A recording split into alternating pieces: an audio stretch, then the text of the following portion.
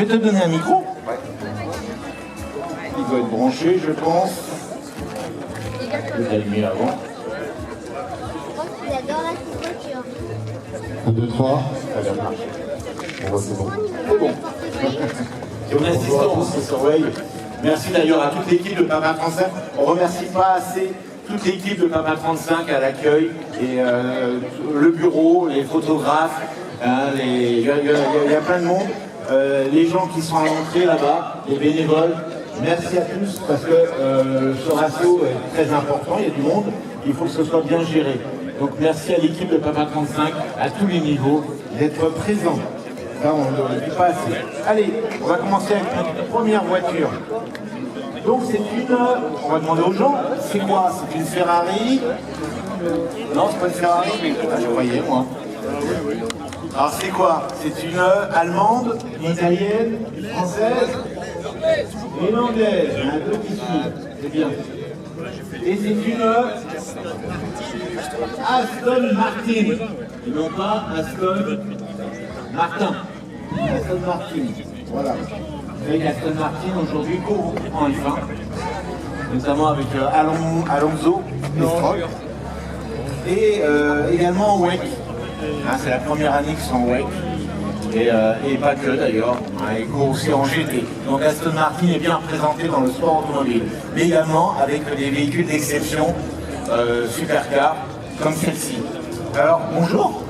Bonjour, merci de me présenter mon véhicule. Mais c'est moi, c'est Papa 35 qui te remercie. Cette voiture, elle est super belle, j'adore la couleur. Donc c'est une DB9. 9, ouais, c'est ça. Voilà. Vous savez, chez Aston Martin, c'est DB. Pourquoi DB d'abord? On va demander au public. DB, ça veut dire quoi? David Brown. Bien, bien, bien. Bravo les anciens. Les jeunes, ils ont plus de mal. Voilà, David Brown qui était le... Voilà. Les tracteurs, c'est bien aussi. Très bien. Oh, on a des pointures ce matin, incroyable. Et c'est pour ça que toutes les Aston Martin commencent par DB, et avec une notation, voilà. Et donc celle-ci c'est une 9, elle est de quelle année? Alors elle est de 2005 en fait, c'est la toute première de DB9 parce qu'elles sont sorties en 2004. Elle a succédé à la DB7. Donc avec le V12 qui était déjà monté dans la DB7. Et c'est les toutes premières configurations. Les premières DB9 avec voilà, le V12. Parce que c'est un 12 cylindres qu'on a sous le capot. C'est pas courant comme les 12 cylindres. On dirait qu'il y a beaucoup de constructeurs qu'on font aujourd'hui, mais quand même, c'est pas si courant que ça. Alors cette voiture, on voit tout de suite qu'elle a une conduite à droite, donc on suppose qu'elle n'a pas été vendue en France quand elle est sortie, elle a été vendue sans doute dans le Royaume-Uni. C'est ça, en Angleterre, tout à fait. En Angleterre. Alors, je crois savoir qu'il y a toute une petite histoire sur cette voiture que tu vas nous raconter. Parce que cette voiture, tu l'as récupérée, elle ne fonctionnait pas. Je ne vais pas en dire plus. Je te laisse la parole. En fait, cette voiture, elle était à l'avocat d'Aston Martin en Angleterre. Elle est tombée en panne à Paris, et le pont arrière qui a lâché, et elle a été reprise par Aston Martin Paris. Et elle a été revendue à un pilote français qui s'appelle Daniel Duchomel, qui malheureusement est décédé, s'est tué dans la ligne droite de Montlhéry avec une Viper de 700 chevaux.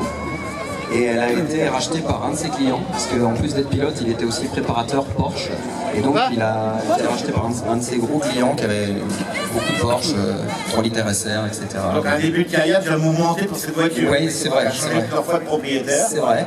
Et donc, en fait, quand ils l'ont remise en route, ils se sont aperçus qu'il y avait un léger tremblement et qu'il manquait voilà, 2 cylindres. Sauf que sur le V12, bah, on débranche une bougie, il en reste 11, donc ça tremble à peine. Quand même. Et quelqu'un qui n'a pas une oreille un peu initiée peut ne pas s'en rendre compte.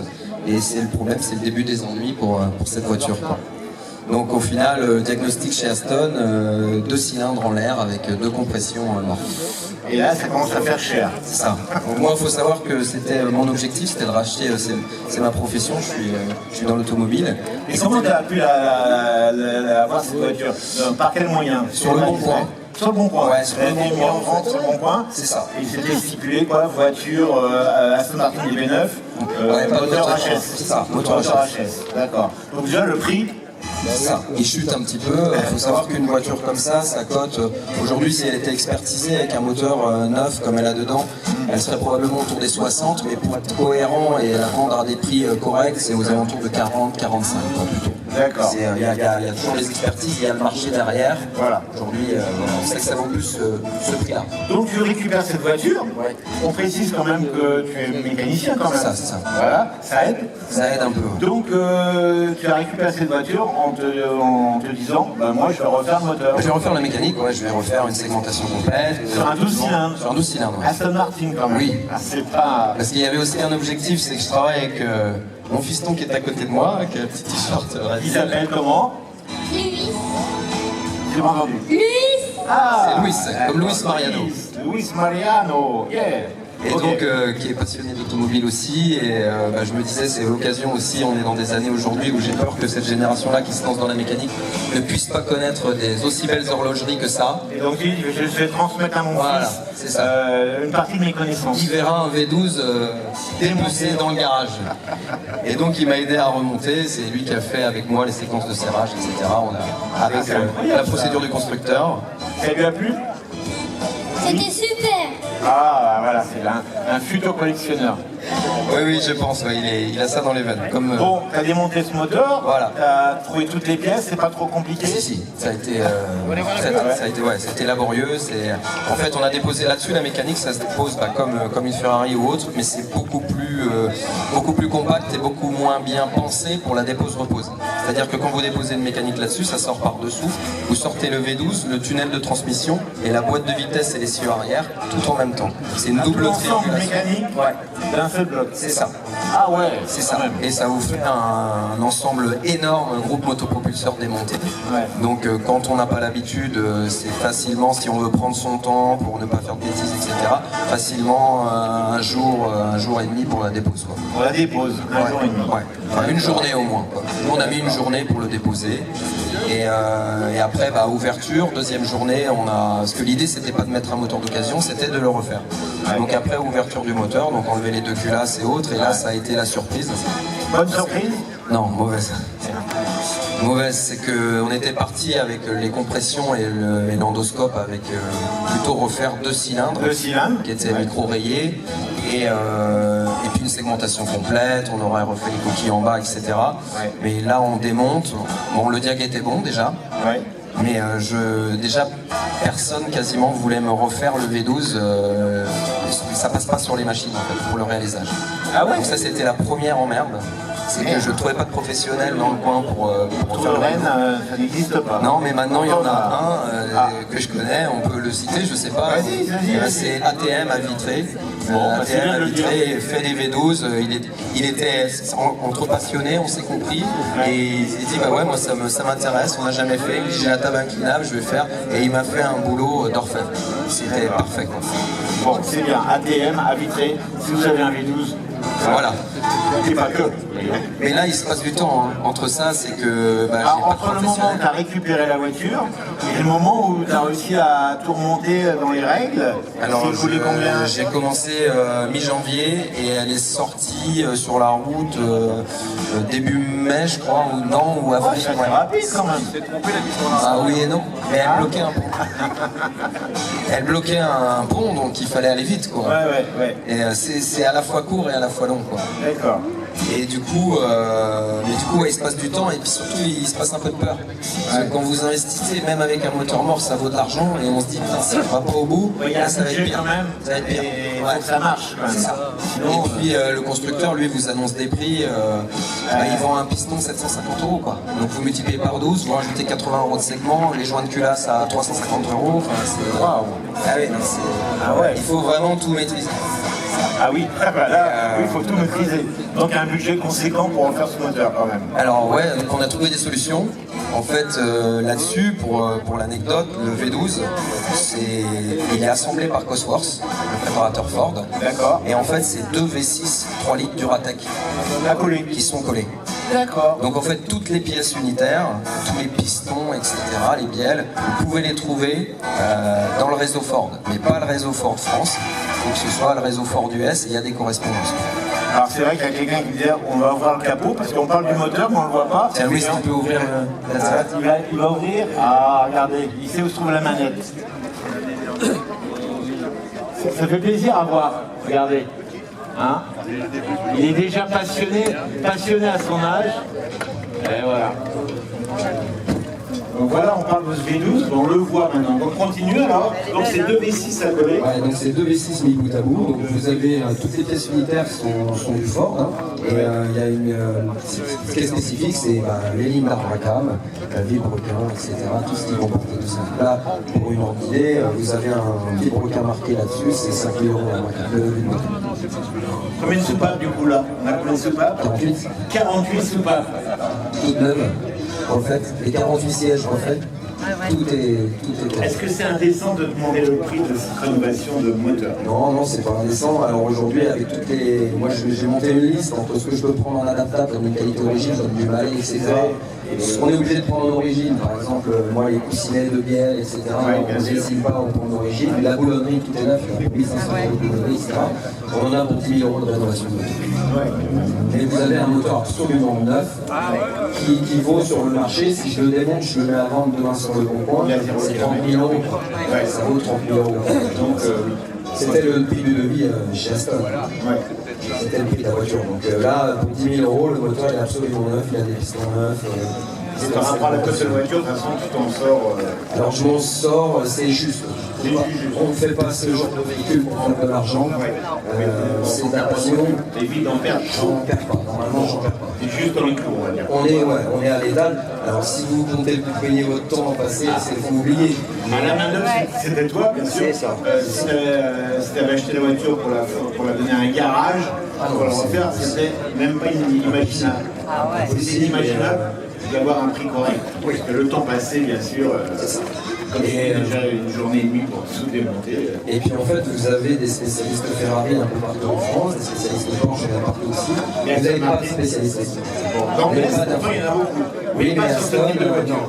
Non. Voilà. C'est-à-dire qu'il y en a qui se référencent comme tel sur Internet, et on les appelle pour échanger des infos entre professionnels, et vous vous rendez compte qu'en fait, le gars, il a upgradé des disques de frein, des trucs, il ne voulait pas dans le cœur de la mécanique, et il y en a en Angleterre. Et toi, tu l'avais jamais fait avant? Jamais. Moi, ça fait plus de 20 ans que je suis dans le métier. Tu n'as pas eu un peu les... Ah bah c'est toujours un challenge. Ouais. À un moment donné, quand tu as tourné la clé...